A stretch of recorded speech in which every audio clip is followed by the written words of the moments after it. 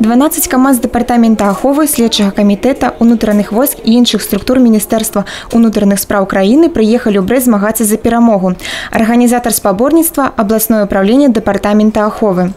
Основная цель, наша задача – отобрать лучших для участия в последующем в чемпионате БФСО «Динамо» среди всех правоохранительных ведомств. И также участие в неофициальном чемпионате мира среди полицейских и пожарных, который будет в октябре месяце в Голландии.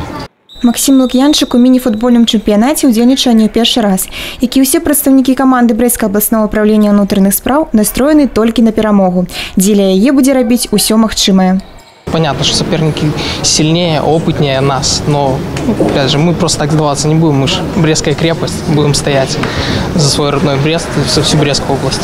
З кожным годам узровень гульцоў павышаецца. Некаторыя каманды могуць хоць сёння скласці канкурэнцыю прадстаўнікам вышэйшай лігі чэмпіянату Беларусі, адзначаюць арганізатары.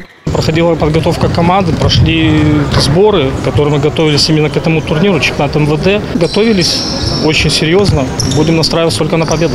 Болею за команду департамента охраны. Наша команда, я верю, что она победит.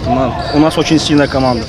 Всегда доходим до полуфиналов, не удается войти в стадию финальную. Но в этом году собираемся занять более высокое место.